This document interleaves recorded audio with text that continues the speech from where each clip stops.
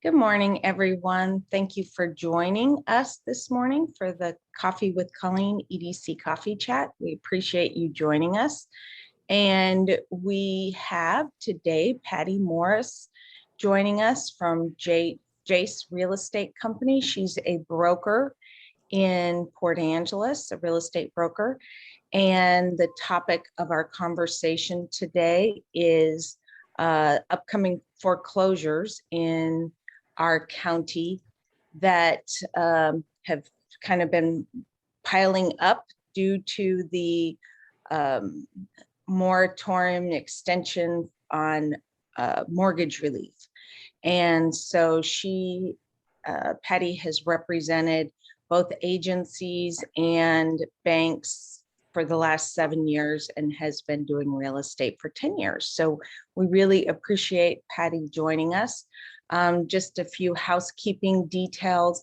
I am muting folks, and if you'd like to ask a question, you can either raise your hand or put your question in the chat, and I'll be happy to call on you. We try to make this fairly interactive, and so please keep yourself muted, and then we'll go ahead and kick this off now. So Patti, thanks so much for joining us, and take it away.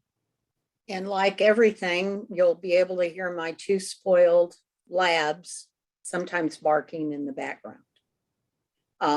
Worse than children, actually. Yes, thank you so much. The current moratorium ends at least at this point, October 31st. There have been many extensions on the foreclosure since COVID started. And, you know, it's anybody's guess as to what will happen with that. But under the current moratorium, there have been no evictions unless the landlord is going to move back into the property or they are going to sell it. Those are the two reasons that properties have and can be sold under the moratorium. There has not been a lot of those. So there were approximately 200 homes on the list that I track, and I'll tell you how I do that here in a minute. And now we are up to, as of yesterday, when I took a look at everything, there were 415 across Clallam and Jefferson County. And because I do properties in Jefferson County as well. And when you talk about foreclosure, it's a really generic word. You have several different types of mortgages that can be foreclosed on. And many of you may know this, but we have the government insured loans, which are the federal FHA, the USDA and VA loans generally. And that's when a bank has those loans underwritten and insured by the federal government. So when someone defaults on those loans, then they return to the federal government under the insured program, and then the federal government markets those homes for sale, and they go through all the processes. I have contracts to do all of those type homes. And that's the majority of the work that I do in foreclosures. I will do some banks, but mostly the federal insured loans. We have reverse mortgages where we see elderly people who will borrow a lump sum on their home. They don't end up having to make payments on that loan. And again, I'm doing a generic here of what they are. I see a lot of reverse mortgages that foreclose for whatever reason, whether one spouse dies or they both do, and then the heirs do not want to take the opportunity to take the home back. We have the judicial foreclosure and a non-judicial, which means that on the non-judicial, you go through a whole process laid out. Judicial, generally what they do is it's a quick power of sale, and then they will do an auctioning to the highest bidder of those homes. But non-judicial is what we normally see here, where you have the foreclosure notices, trustee notice sales. You'll see them in the newspaper. And that goes through a whole process with days that you do things. So foreclosure is just kind of a big word that everybody uses generically. And then we generally, there are over 55 companies across the US that do what I call process and manage foreclosures. So generally, you're not working direct. For instance, I don't work direct for the federal government. I work with these companies who hire generally regionally people to manage the properties. And it's not just listing. It's when I get one, I will be doing biweekly inspections. I sometimes have to clean them out. I might have to, if there's people living there, I will try to move them out and do, I don't do the physical eviction process, but I work with the homeowners. So it just depends on what the situation is at a property. I do have a couple now that I have had for 2 years where we're just sitting in limbo. They were in the process and then that process had to stop. So again, I said there's approximately 415 foreclosures in Clallam County, down from 434 the last time I looked. So there are a few where people have resolved their issues with their loan, whether they brought them current, they sold, whatever the situation was, they, were a little less.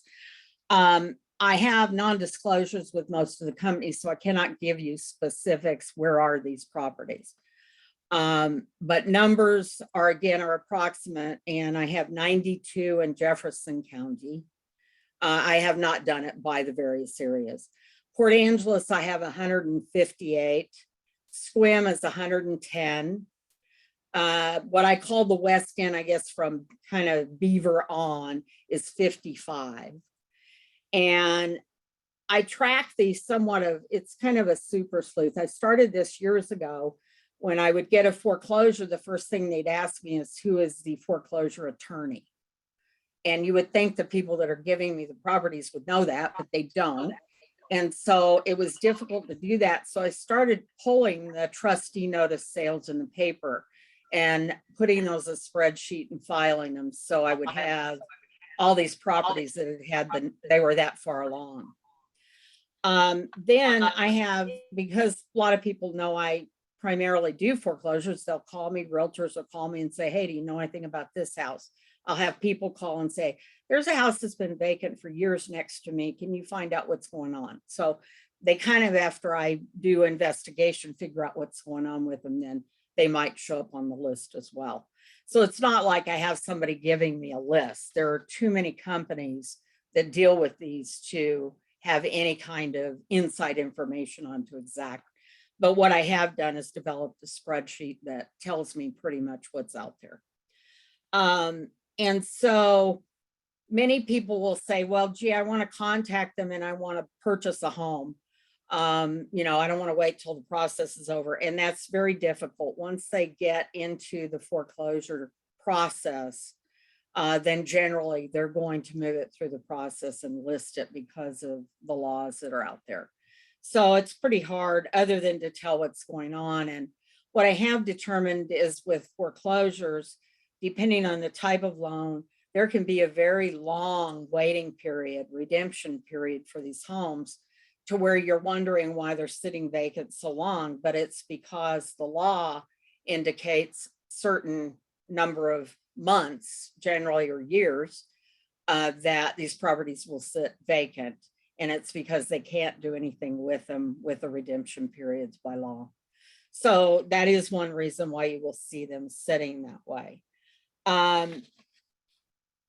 They will all generally, the ones that go to the courthouse, you can buy them at the courthouse.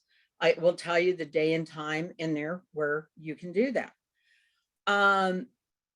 There is no specific timeline. It's on when these are going to happen. It's based on the mortgage contract and, as I said before, the local, state, and federal laws.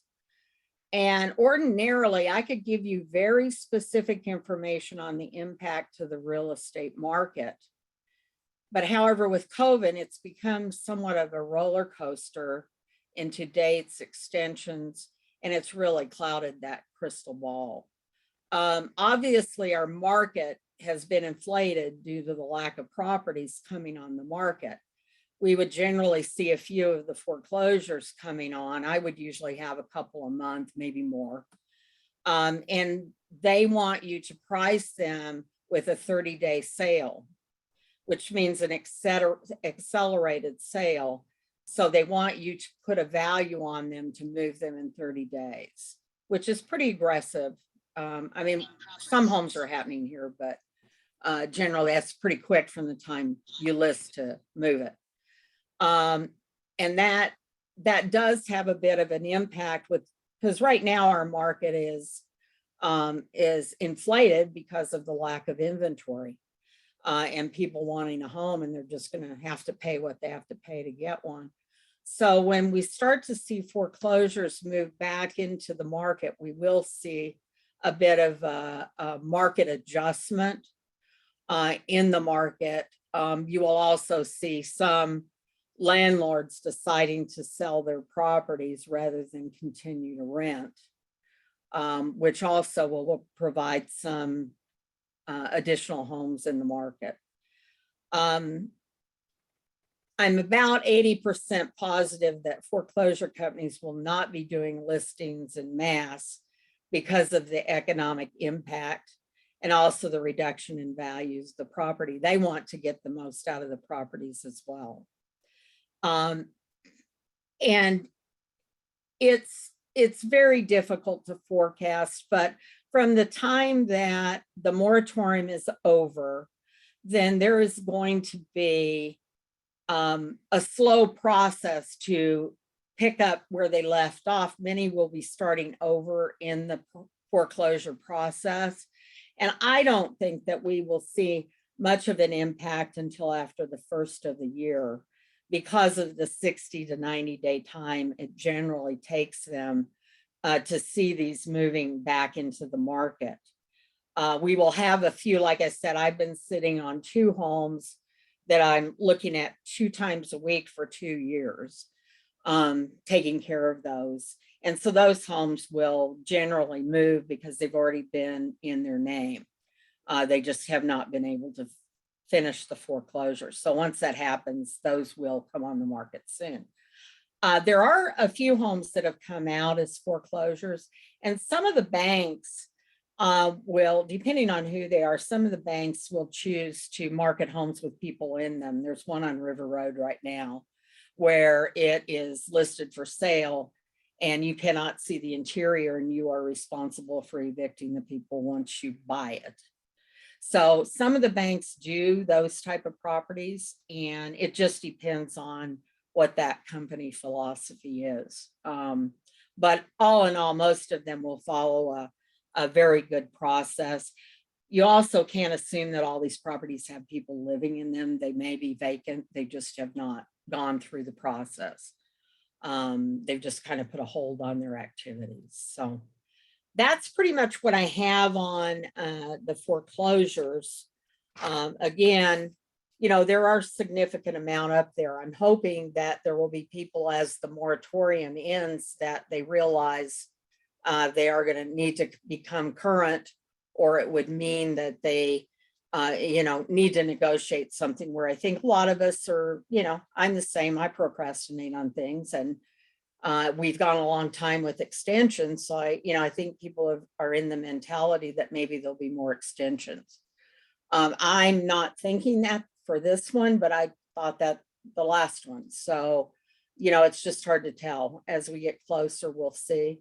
But that's pretty much what I have on foreclosures, Colleen, if anybody has questions.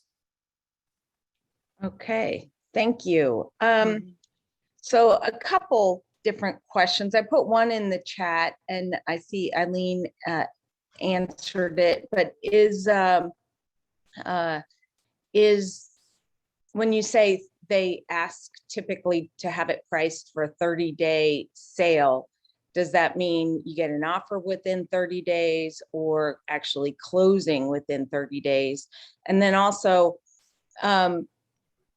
is, I've seen two typically, and fairly recently in the last couple years, they say, put your final and best offer in, or with an escalation clause. Are you expecting that kind of thing with these properties? They have do gone- not, they do not accept escalation clauses. Okay, No, they will not accept that. 30 days mean that from the time it's listed, it's under contract in 30 days. okay, And then they have specific timeframes that you are allowed for the closing process, 30 days cash, 45 financing. So it's Okay, and very I- specific. okay. So 45 days, and say that again, I'm close. sorry. 45 days to close. So they allow Mhm. typical contingencies in a Yes. sale? Yes. Okay. Mhm. And Doc has a question. Doc, you want to ask that? Yeah, my question was, for those that are coming on the market, say at the county building or wherever, what opportunities exist to inspect them, either personally or professionally, prior to making a bid? Most will have an inspection contingency. Some of the banks do not allow inspection contingencies, or if they do, don't allow it to be a contingency. They'll allow you to do it as part of the contract, but you are obligated to buy it regardless. It just depends on the company. The federal agencies all allow inspection contingencies as part of the sale, just like buying any other property. Okay, Mhm. thank you. Mhm. And so, are you seeing many commercial properties that are on? No. No, Okay. very seldom do I see a commercial property. Generally, they will negotiate that. I have them where I review them for delinquency, but I just don't see them actually end up going to foreclosure. Okay. Maybe I've seen one or two foreclosures, but not in the commercial realm very Mhm. often. So, I've had a couple in Jefferson County that were commercial, but not in Clallam. okay. It seems, I thought this when I did real estate, when we saw lots of short sales, and I would expect there won't be many short sales now because prices have gone up so dramatically. Is that what you would see, you would expect as well, Patty? Yes. I wouldn't expect, and we haven't been seeing short sales in this market, but I did not, even at the end, just prior to the moratorium, we were not seeing short sales in foreclosures at all. Okay, Yeah, okay, we see more of the reverse mortgage here, more where both pieces, either one person's passed away and the other person can't handle the mortgage. And so many people will just turn it back to the lender, the mortgage company. And then they consider it a foreclosure when they do that. But we do see a lot of people who turn properties back mhm. for whatever reason. So if it is a government guaranteed program, but say it's a local bank like First Federal, Sound Community, First Security, that kind of thing, is it the government takes over the process if it's a government insured loan, or sometimes does the bank handle it? You know, it's probably better for a lender to speak. I've had some experience with that, but we have some banks here in the community who don't sell their loans. Which I guess what I call them is a portfolio loan where they keep it in-house. And I know First Federal would do that. I believe Sound does. I don't know how many others. But most loans are sold. And then when you're doing a FHA loan, you're doing a federally insured loan. VAs are going to be federally insured, regardless of where they're, which lender's doing them. So all of those have underlying insurance guarantees that if they default, then basically the government pays that loan off, and then they're responsible for marketing that home. Mhm, mhm, And those are the ones that generally I get, is all the federal ones, mhm. which is quite a few. It's quite a few. Good portion of the market are those Yeah. homes.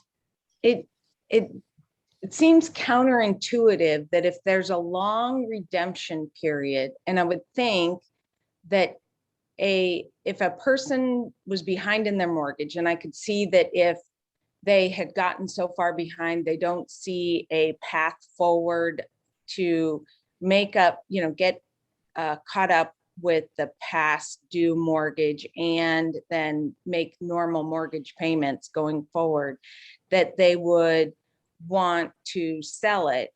But it seems as though if that person decided to put the property on the market and avoid foreclosure, that they'd be better off from a viewpoint as far as their credit score Mhm. would be concerned.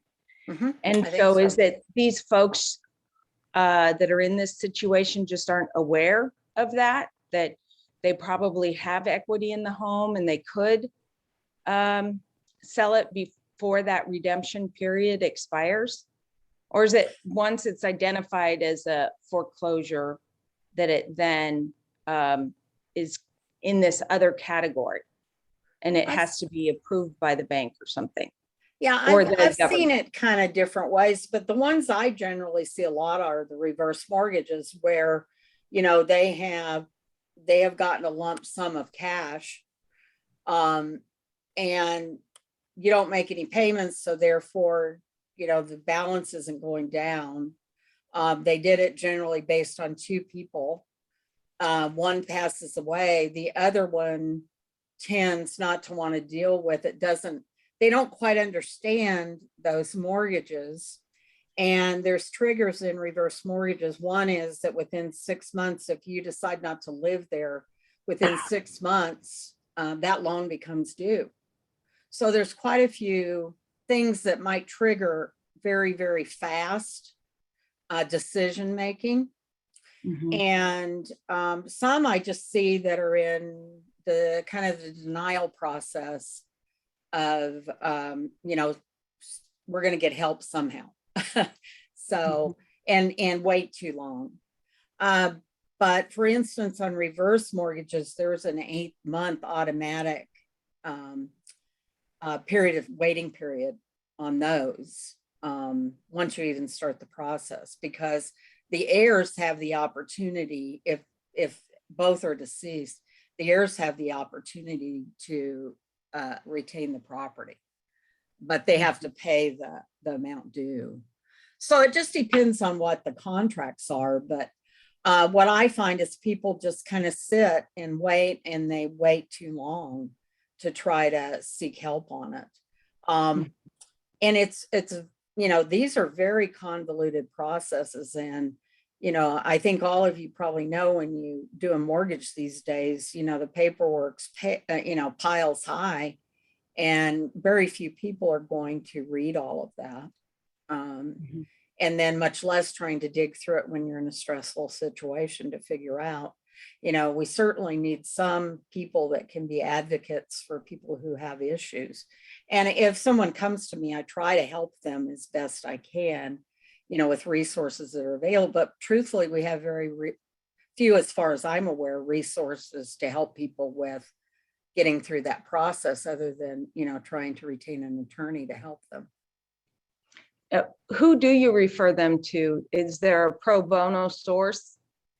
Well, we have the pro bono lawyers group, but these guys are going to need specific assistance related to possible foreclosures. And I really haven't talked to the pro bono folks about that, but I think we are lacking resources to be able to provide assistance to people in trying to get through just exactly what they've signed and what the situation is. They are, fine print on those documents is pretty hefty. So that is just one thing that I see we could help with. I also see a lot of times where the original mortgage holders are deceased. I have one of those right now in Squim, where the older child, but he was living in the home with the family, and he believes that the house became his as soon as when his parents died. You know, he thinks the heir and that the mortgage goes away when they pass away. So he's holed up in the house with, I'm not leaving because it's my house now. So we do have a lot of people who do not have the education or the help needed. You know, we can try to explain it, but there's just a lot of people that could use some help related to how to get through this where they don't lose their homes, for sure. Because most times when I've received it, the foreclosure process is already finished. I'm not dealing with people as part of that process. And because these are regional companies that handle these properties, there's certain lawyers over in Seattle that get hired to do this. And so they're just going through the process. They're not local attorneys that do these for the federal government. Okay. So it's, once it starts into that process, it's generally going to march through to the foreclosure process. So does anyone have any questions? I see Doc, you came off. Yeah, mute. I do. So I know you have non-disclosure agreements and stuff, but so can you tell a person how to put together their own list of at risk and currently foreclosing? Yeah, the main place is to just get the notices out of the newspaper and track, because it's going to have who the person is, the date it's going to the courthouse for sale. It's going to show how much money is owed. And those will generally all go to the courthouse. It doesn't mean that they will sell that day, but sometimes the companies will bring them back 2 and 3 times. So you don't have a definitive, but it will give you information. It'll give you the parcel number, generally lists the address of the property. And so those are the most current information about properties that are going to foreclosure. They've reached the trustee sale portion of it. So that is one way. As I said, because I'm in the business, I kind of track where there's vacant homes, and I try to do the research, and you can do that through the county as to who owns a home and kind of see what's going on, because generally you're going to see a foreclosure notice filed against the account at the county. Same with Jefferson County, it's the same. And it just takes some regular diligence to stay on top of what properties are at risk for foreclosure. And as I said, because I have non-disclosures, I really cannot share particular information about locations prior to me listing them. Thank you. But that's the best place to go. And, I would hope we could figure out a process to catch folks before that process so that we can try to help them. And it's difficult to get somehow in that process. I don't know, people, I think with their mortgages, they tend to be very embarrassed that they're behind. And, it's one of those things that somehow we need to communicate to people to step up and say, I need help with this. Because generally I see them 3, 4, 5 payments behind, and they just don't want to admit to anybody that they can't pay their mortgage. And, I'm not necessarily in the flow of where those folks would go, but I think we somehow as a community need to try to catch this somehow where people will have an ability to voice their concerns. I do get a lot of calls from people who say, I understand you do foreclosure, so maybe you can help me with, what are my options? So I do try to help people that way. I don't just sell the property. Because I would like to see people stay in their homes if we can. And actually, I would say the federal government would like to see people stay in their homes too. They are not about, let's just sell these homes. They want to try to negotiate things. I've had it where a tenant's in the home, the mortgage holder didn't pay it. And I've literally got approval from the federal government to get that home sold to that individual who's living in the home. And so I've had several tenants which have ended up being the owners of that property. And they work hard to try to do that if a person's living there and wants to buy it. Patty, do you know if there would be any licensing contingencies for anyone that would want to become an advocate for these people? You know, someone who may have gone through the process themselves in years past or anything like that? I'm not aware of anything, but certainly there's got to be some counseling avenue for folks to be able to work on this. And I just don't see anybody specifically, you know, if I knew who I could send somebody to, I would, but I just don't know. Maybe, you know, I'm just not that smart with that. Maybe there are plenty of resources I'm not aware of them. Actually, Jan, do you want to share what you put in the chat? Jan Simon? I don't know if she dropped off again. Jan wrote in the chat that again, Jan runs the First Federal Community Foundation. Oh, She wrote that Parkview Services helps struggling homeowners, and it's a nonprofit organization. I am not familiar with Parkview Services. I'm not either. Am I on mute or? Oh, now you're there. Right. Hi, Jan. Yeah, hi. I had a hard time going from phone, but anyway, Parkview Services is a nonprofit organization, and they're one that we funded in our grant cycle last year. And they're really, they work on behalf of the homeowner and negotiate with the bank on the homeowner's behalf. And they've got a really great reputation and have really saved a lot of folks. Wow. And are they in Port Angeles? They're operating all over the state. Oh, okay. And I have not heard of them. Yes, and they actually train others in how to advocate and negotiate on behalf of the homeowner and help make repayment plans. And they just do, I'm very impressed with the work that they do. That's Do you have really a contact phone number, Jan? Yeah, I will, Colleen, is it okay if I send it to you and you send it out to folks? Sure. Perfect. Wonderful. I'll I send think you I might see it in, yeah, I found their website. So I'll put that in the chat, and then they have a contact us page there. Okay.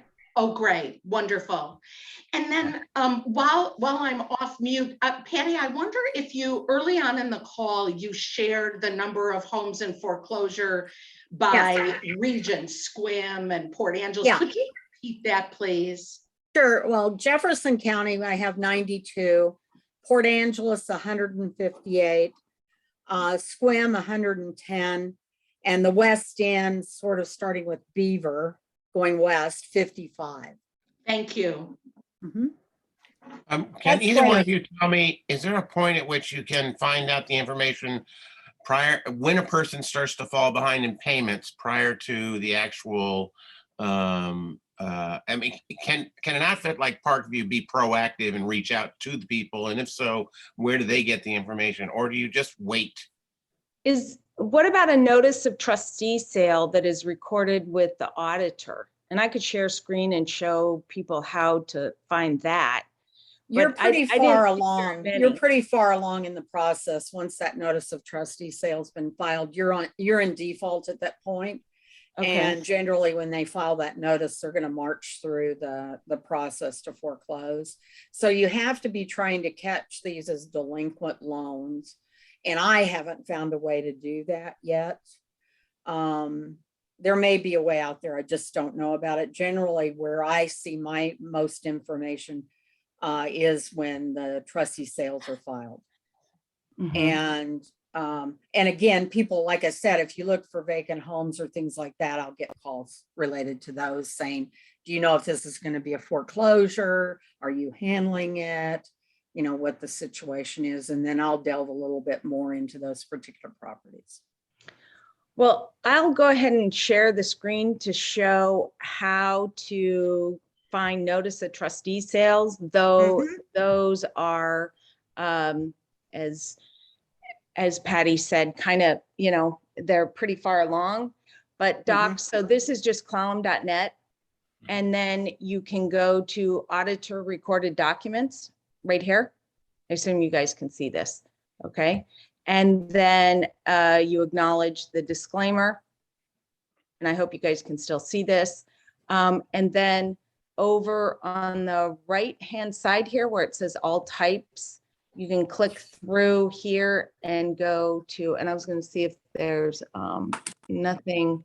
Here's the different types of filings for the auditor. And then there's down here, notice of trustee sale, and click on that. And then you can do recording date. And so I put in here as an example, the first of the year. And then I did a search and it pulls up the different ones, and I won't pull one up, just you guys could go through that process, but there's a couple pages there worth of auditors filings. But that's also a process that seems a little more automated, but it is not until you get to the end, like Patty said, that's one of the later steps in the process. And what I will tell you is I just put my information in the chat. This is not about selling for me. It is about, a certain portion of selling, but I'm more than happy to help people with foreclosure questions.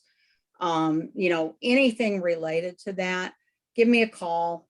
As I said, I hold these properties for a very long time, sometimes, like I said, up to 2 years, and maintain them and do things with them. And I like to put local people in these homes if we can.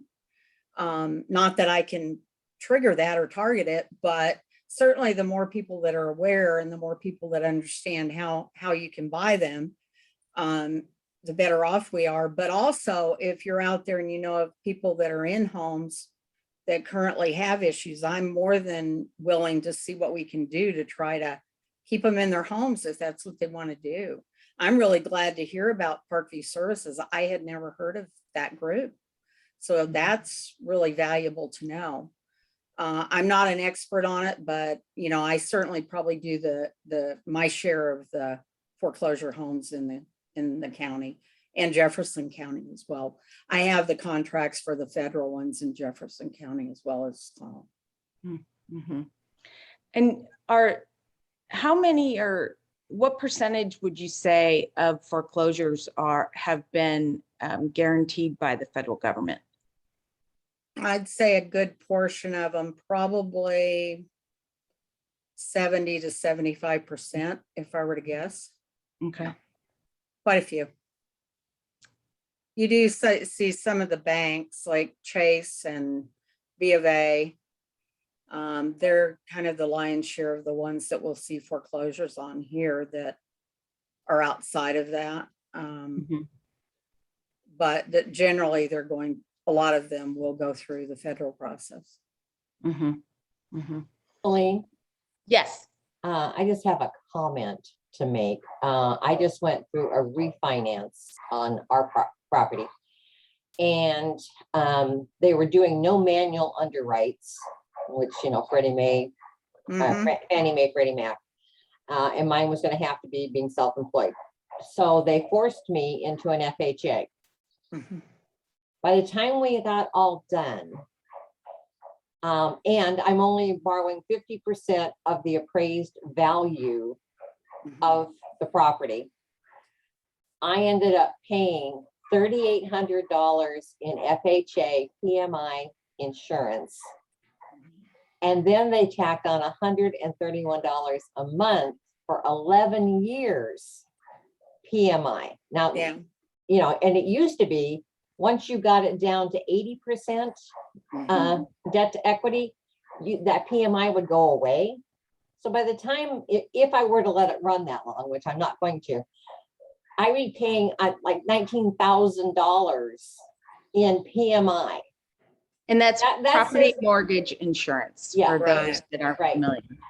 Right. That tells me that the federal government is hedging their bets because of all these foreclosures that are going to hit the market. They're hitting anybody that is getting a new FHA loan with all these absorbent insurance fees. Mhm. This is scary. Mhm. So I do see we have some bankers on the line. Is there anyone that wants to share, Daryl or Christy, what they're seeing in Clallam County with relative to their bank foreclosures or loans, how they're doing?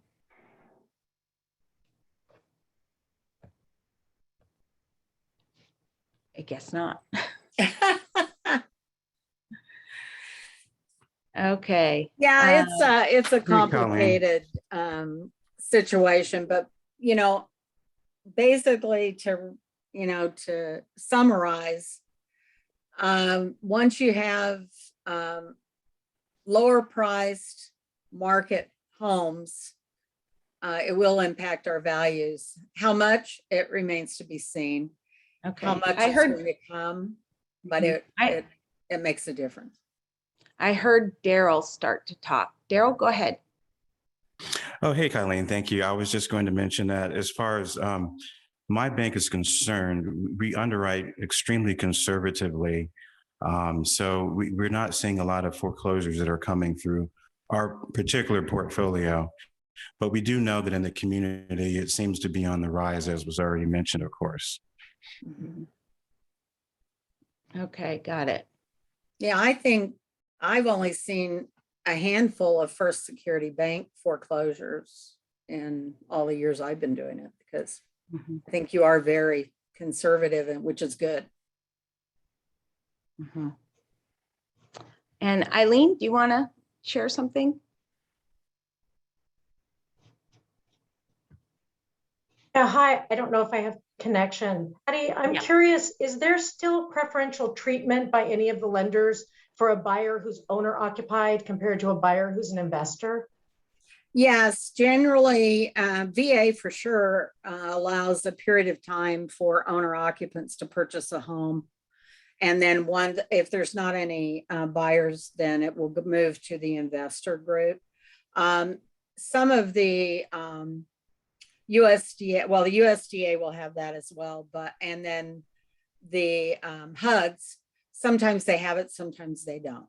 More often they will have an owner occupant period of time. Well, that's good. Yeah, it is good. Mhm. For those folks that are trying to get into the market and Mhm. get a home. They've also introduced, HUD and VA have introduced their own financing, where a person, if they aren't able to finance, can actually come through some of the lenders that they have signed up. I always try to steer folks to local lenders. I think it's better for our community, so I always try to do that. But they do have lenders if a person chooses to go that route. Mhm. So Dana, you had a question. Do you want me to ask it, or do you want to ask it? Well, I'll go ahead. Dana asked, what happens to a foreclosure property that is let go and no longer loanable? I'm not aware of any that is that way. Oh, you mean as far as needs repairs? That kind of thing? Yes. Probably. You're generally going to be in a cash situation for those homes. Mhm. And what's that Unless process they're- look like? What's that? What's that process look like? Well, it would be just about the same as buying any other home, where through an inspection contingency, you find a number of repairs. And in the federal ones, you can go to any lender for your loan. So it's really based on what your lender's criteria is. I do see on many of the foreclosures, they will have a holdback in escrow for repairs on some of the foreclosed homes. So they do allow up to a certain amount of dollars that can be rolled into the loan for the repairs after it closes. And I do see that quite often on foreclosed homes if there are significant repairs. So it's not that they won't be financeable, but there are many of them will be cash just because of the amount of repairs needed. And And in those- so, go ahead, Dana. In those cash sales, what is the mechanism? Is it in your listing where it says that this home is a cash only, or is it in that trustee sale notice? What? It would be in the listing where it would show cash, what the financing is on HUDs. They're going to tell you condition and whether it's insurable or financeable based on our inspections right off the bat. So you'll have a pretty good idea. With the HUDs, they actually give you a list of the things that they have found that are issues with the property, right? And I put those right in the listing. So you're aware up front what you're dealing with. Okay, thank you, Patty. Sure. Debbie, you had another question? Oh, just basically a comment to Dana. There are private money lenders that will fund purchase and rehab at like 70% of the AR value. So if you'd like some more information, contact me because I'm one of the direct lenders with a group out of Idaho. Very good. I didn't know that either. Who was that? I'm sorry, I missed who that was. Debbie Fusen. Oh, hi, Debbie. Why don't you put your info in the chat, Debbie? Yeah, I don't know if any local banks offer that as well for a purchase and rehab.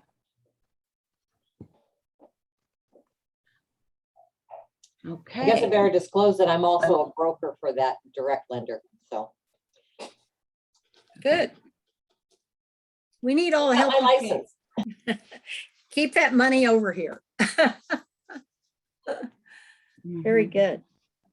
No, I'm happy. As I said, I put my information in the chat. So, feel free to give me a call. Like I said, when I'm doing foreclosures, it's not about just listing and selling property at all. It's more of, trying to help people, try to get local people into the homes. And if we can find a way to get them without me ever listing or selling it, I'd be very happy because I'd like to see our community thriving and not see a lot of foreclosure properties here.